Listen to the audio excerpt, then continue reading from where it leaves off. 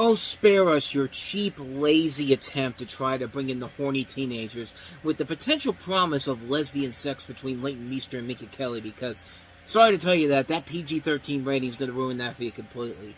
Welcome to Time About the Movies, everybody, and that's right, this is one of those weeks where the movies are so terrible that we're not even going to bother with a special intro.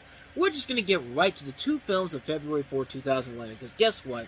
It's the Super Bowl weekend, and that means that while people are watching the Pittsburgh Steelers embarrass themselves against the Green Bay Packers, the box office was embarrassing itself with these two new releases, including our first movie here, Single White Female. I mean Single White Female. I mean the Single White Female.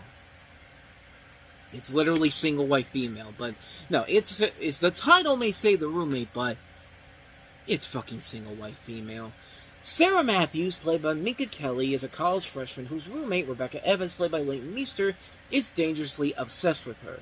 In addition, you have people like Cam Diggenden, Danielle Harris, Matt Lanter, Nina Dobrev, Ali Machaka, Kat Graham, Billy Zane, Francis Fisher. You know, people that you've seen in other things on the CW, and a couple of veteran actors that you're very familiar with, in a movie that, yeah, I pretty much told you everything that is wrong with this movie. It is literally a Gen X ripoff of Single White Female, and not even a good one. Written by somebody who clearly was intended to be a CW writer, but never got the chance to work on a CW show, and a director who had never directed a movie in Hollywood before, but they hired him because his short film was nominated for an Academy Award. I'm not even joking. That's the literal reason they hired this director. And I'm sorry, I love Leighton Meester. I think she's a multi-talented actress and entertainer. She's fucking terrible in this. She does not come off as threatening whatsoever. Like, this is the type of acting that you see with Milla Jovovich in those terrible Resident Evil movies and Ultraviolet. It's a performance that says, take me seriously, when you clearly can see that this woman wants nothing to do with this project whatsoever. That's what it looks like whenever I see Leighton Meester try to look threatening in a movie like this. Because she simply does not. Nothing about this movie makes any sense whatsoever. Nothing about this movie deserves to exist. The whole film itself doesn't deserve to exist. I mean, even Single White Female wasn't all that great of a movie. Like, what more can you honestly say, man? There's nothing more to add about this that hasn't already been said already. I mean, this is a terrible, terrible film. Like, this is pretty bad. It's really, really bad. It's the typical definition of a movie that is released on a weekend like the Super Bowl because it's gonna be the only time when teenagers will go and see it on Friday or Saturday, and then don't even bother to go to the theater on Sunday because of a big game going on Sunday. And it's cool that nobody's gonna remember this movie after the first weekend. And sure enough, top movie at the box office, then faded away into obscurity, never to be seen or heard from again. Ooh. Why am I even doing this? I have no idea. But, you get the point. This movie's terrible, and it's the typical definition of a movie that's being dumped because the studio has no hope in it whatsoever. We should also say the same thing about our next movie, our last film too, which is a film that is using James Cameron's name, who's the executive producer, as the selling point of the film, and that didn't quite work with Sanctum. Rated R and VOD and IMAX 3D. Or as a film reviewer in Austin, Texas said, Sanctum, more like Rectum. Corey Coleman, Spill.com, 2011.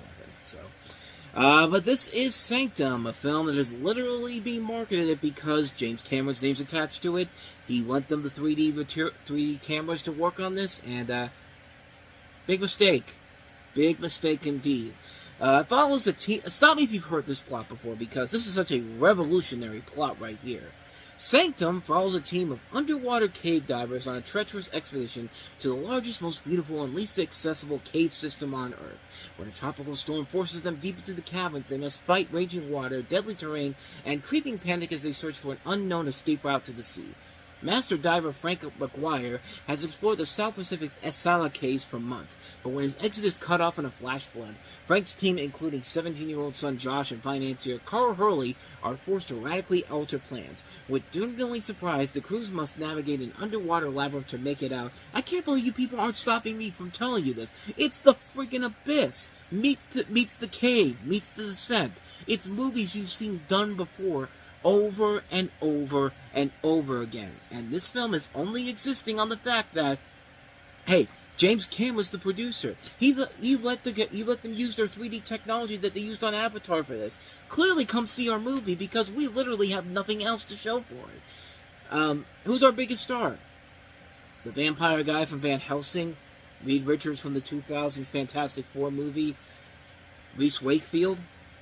Hello? Anybody? What about our director? What has he done of noteworthiness? Alistair Grierson. Let's take a look and see.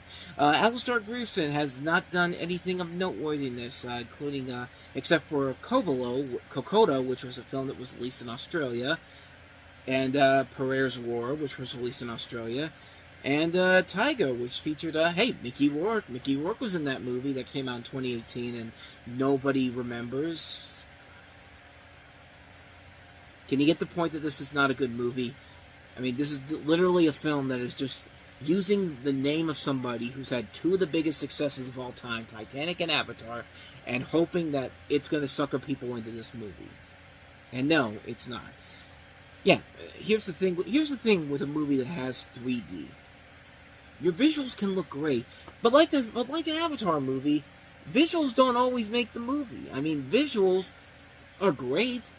If anything, that's the reason why the Avatar films still remain popular, but we need a story. And not a story that's been done to death before in numerous other films like this. There's not a thread of creativity in this movie whatsoever. Not at all. And it's just it's a movie that has so been there, done that. You've got all these, you got all this tribal music in the background, like when the rain is about to fall and you hear that, oh yeah, it's just like, okay, everybody's about to die in this movie. That's another quote from the Spielberg review for Sanctum, but great quote though. But I mean, that's a moment where it's just like, you see that, it's just like, okay, Darwinism exists for a reason. It's you fuckers going into this place that you know you should not be in, and I'm sorry, I have nothing positive to say about this movie. On the one hand, it's slightly better than The Roommate, but that's like me saying, this piece of shit that I took this morning was better than the gigantic blockade that I took yesterday. That was literally so damaging to my colon.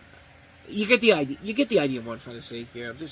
It's late at night here, and I'm trying to wrap this up because it's been a long day for me. But you get the idea. Like, it doesn't make a difference. Like, yeah, you could say it's better than one movie, but they're both terrible movies, and this one just isn't as bad as The Roommate, but it isn't a good movie either. And I think I've made my point here. Avoid Sanctum like the plague, plain and simple. Well, that was a bad weekend for movies, but hey, it's Valentine's weekend coming up on the next episode of Time About the Movie, so hopefully the films will get better. Let's take a look at what we got here. Adam Sandler stars in a new comedy called Just Go With It, and he's got Jennifer Aniston with her, so maybe there's something there, and not just a movie where Adam Sandler decides to take a vacation to a tropical island, like some of his notable bad movies, and okay, that's just one movie, but let's see what the other one is. Justin Bieber, Never Say Never. And then there's Romeo and Juliet, which may end up being one of the better mainstream releases coming out this particular weekend. And then we have Channing Tatum in another movie, because, one bad movie in The Dilemma wasn't bad enough. Here's one where, maybe not quite as bad as The Dilemma, but The Eagle. But at least we have one real good movie that came out this weekend, and that was Cedar Rapids. And, hey, that'll make it up for a little bit here. So next weekend won't be a total loss, but it'll be rough to get through, at least with the first couple of movies. So that'll be something we'll take a look at tomorrow on the show. So with all that said, thank you so much for watching this. This one, like I said, is very much not the usual format of what I usually do now, but it's late. I'm trying to get this out as quickly as possible, but if you did enjoy this and want to see more videos like this, I would like to ask you to please go ahead and hit that like button, hit that subscribe button, hit that notification button. We just hit 5,000 subscribers. My thanks to you lovely folks out there who have been watching this show for years now. Hopefully you guys, newcomers, enjoyed this and will hit those buttons to follow us and keep watching for new videos. We do post here every day. Check out our playlist and check out the last episode we did. So with all that said, whether it's in the past, the present, or the future, I will see you at the movies. Take care.